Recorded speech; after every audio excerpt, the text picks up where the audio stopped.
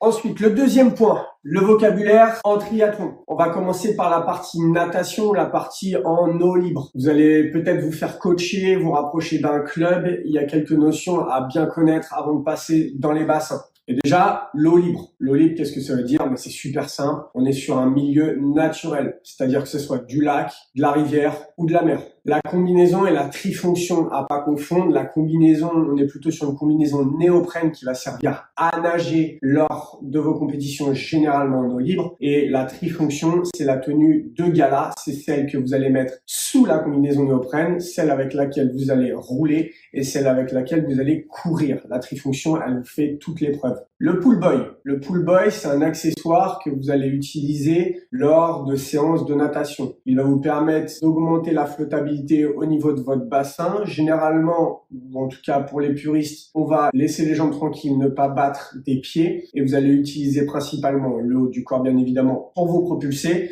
et du coup, vous allez avoir un travail de musculation du haut du corps. Les plaquettes en natation, elles servent à muscler principalement et à travailler la technique dans la propulsion. Si vous avez un mauvais mouvement sous l'eau, vous allez tout de suite sentir des freins ou une main qui s'en va dans tous les sens. Donc la plaquette, elle est vraiment là pour faire travailler la technique, la force et l'endurance musculaire. Attention à pas les prendre trop grandes ou trop petites. Rapprochez-vous d'un spécialiste et attention également au volume de pratique avec les plaquettes. Sur le tableau, il peut y avoir marqué 3, 5, 7, 9 T. C'est la respiration. Ou bien 2, 4, 6, 8 T. La respiration se veut en fonction des mouvements dans l'eau. Vous allez respirer tous les 3 temps, tous les 2 temps, tous les 5 temps. C'est le nombre de coups de bras avant la respiration. Lors de vos compétitions, il peut y avoir 2 types de départ. Le rolling start et le mass start. On dit attention, le mass start, la machine à laver, etc., etc. Oui, c'est bien ça. Vous êtes tous plus ou moins sur la même ligne et le chrono se lance quand le pétard est tiré. Contrairement au rolling start, on le retrouve un petit peu plus sur le label Ironman. Les rolling start, c'est votre départ, votre chrono à votre puce. Donc, le premier peut partir 10 minutes avant vous. Votre chrono sera pris uniquement quand vous passerez la ligne de départ. Je répète, mass start, tout le monde en même temps. Rolling start, propre à chacun. Quelques mots de vocabulaire sur le vélo maintenant. Déjà, commençons par le basique, vélo de route ou vélo de triathlon. La grosse nuance va être principalement sur le poste de pilotage à l'avant. Un vélo de route va avoir un cintre classique avec des cocottes, le passage de vitesse en bas. Un vélo de chrono va avoir un cintre un peu plus aérodynamique, beaucoup plus plat, avec juste des freins sur les côtés. Et le poste de pilotage va être sur des prolongateurs principalement, avec des passages de vitesse également en haut. Donc on a une position qui est beaucoup plus aérodynamique. La pédale auto, on en entend parler, c'est une pédale sur laquelle vous pouvez clipper votre chaussure de vélo, ce qui permet d'avoir une poussée, mais surtout un tirage et de gagner en efficience lors de votre pédalage. Le capteur de puissance, il y en a différentes sortes. Vous allez avoir des capteurs de puissance qui sont directement intégrés dans le pédalier. Vous allez avoir des capteurs de puissance à la pédale. Le capteur de puissance, il permet de connaître les watts que vous développez, la puissance que vous mettez dans votre pédalage. Ça permet d'avoir un indicateur supplémentaire pour votre pratique et respecter des zones lors de vos entraînements ou de vos compétitions. Le home trainer, comme son nom l'indique en anglais, c'est pour s'entraîner à la maison. On le revendique sur le vélo, c'est-à-dire que c'est un appareil qui va vous permettre de poser votre vélo dessus et de faire des sessions en intérieur. Vous pouvez vous connecter avec différentes plateformes, j'y viendrai plus tard. Chambre à air ou tubeless, ça c'est un gros sujet. Les puristes, c'est la nouvelle génération, un peu plus. En tout cas, chambre à air, c'est le boudin que vous venez mettre dans votre pneu de vélo sur votre roue. Et le tubeless, on est sur un format où il n'y a pas de chambre à air à l'intérieur. Donc pour ça, il vous faut une membrane sur la roue qui étanchéifie l'ensemble.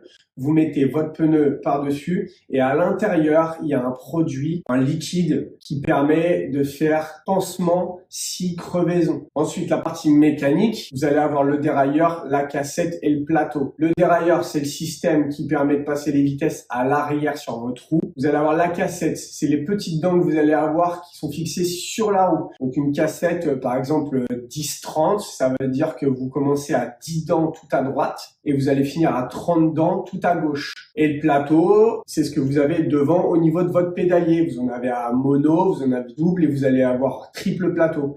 On parle aussi de cadence. Qu'est-ce que la cadence? Ben, c'est la fréquence de pédalage. Donc une cadence faible, vous allez travailler en force. On est plutôt autour des 55, 60, 65 répétitions par minute, RPM. Et une cadence élevée, vous allez être aux alentours des 100, 110 répétitions par minute, ce qui va favoriser, on appelle ça la vélocité, ce qui va vous permettre d'économiser le muscle. Par contre, vous allez monter un petit peu plus le cardio. Le juste milieu à trouver, il n'y a pas de règle. Entre 80 et 90, ça me semble une bonne moyenne. Le vocabulaire à pied maintenant, on parle souvent de fractionné, de seuil, de VMA, d'EF.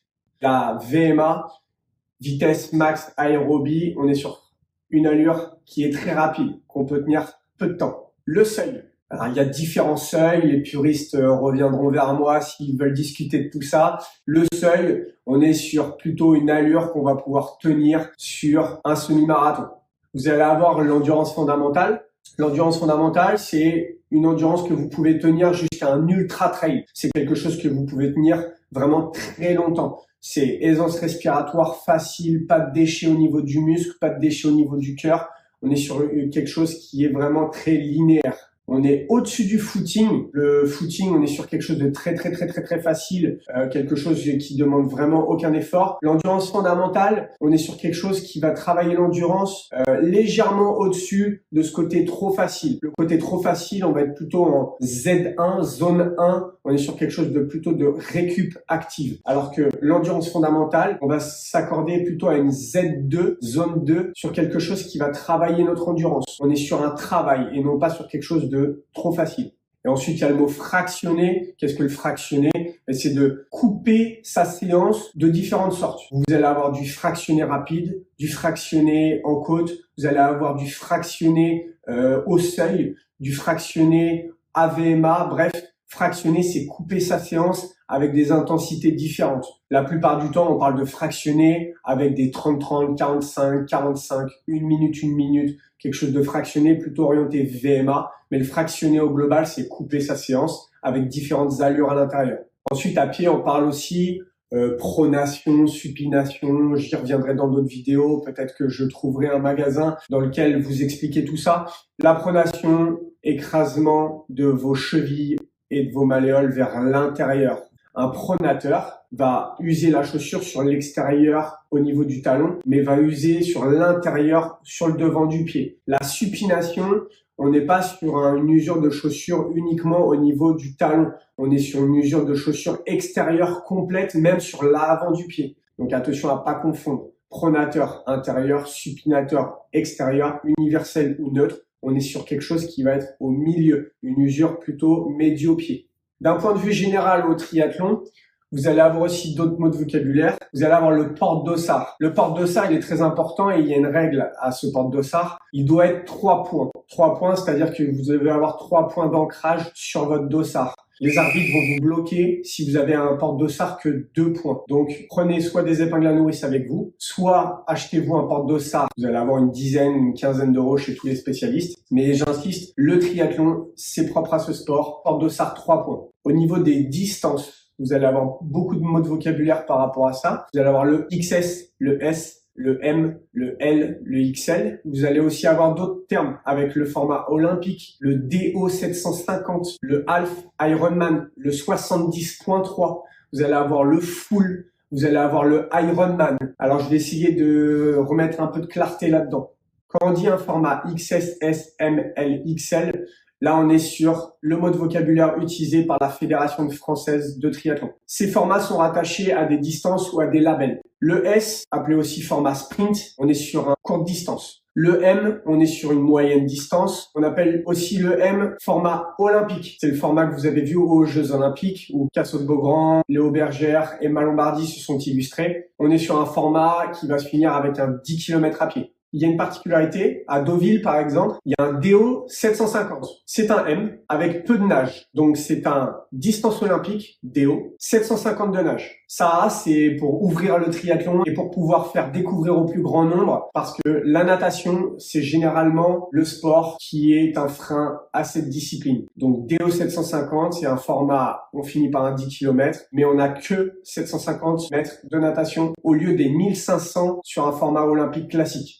Ensuite, vous allez avoir le L, ou le longue distance, ou le 70.3, ou le half Ironman. Tous ces formats-là sont les mêmes. Le format global, on est sur quelque chose qui va s'en rapprocher des 2 km de natation, des 90 km à vélo et du semi-marathon à la fin. Ça peut jouer à quelques kilomètres. Et ensuite, vous allez avoir le XL, l'Ironman, le full Ironman. Vous allez avoir généralement le double d'un L. C'est-à-dire que vous finissez par un marathon. Vous allez avoir 180 km de vélo au milieu. Et vous allez commencer entre 3,8 et 4 km de natation, généralement en eau libre. Au début, je ne savais pas, mais les temps de transition, ils sont compris dans le temps global. On n'a pas tout notre temps. La transition fait partie intégrante, bien évidemment, de l'épreuve de triathlon. Donc, quand vous arrivez à T1, T2, transition 1, transition 2, ne prenez pas tout votre temps. Le temps file et vous perdez des places. J'en ai parlé tout à l'heure.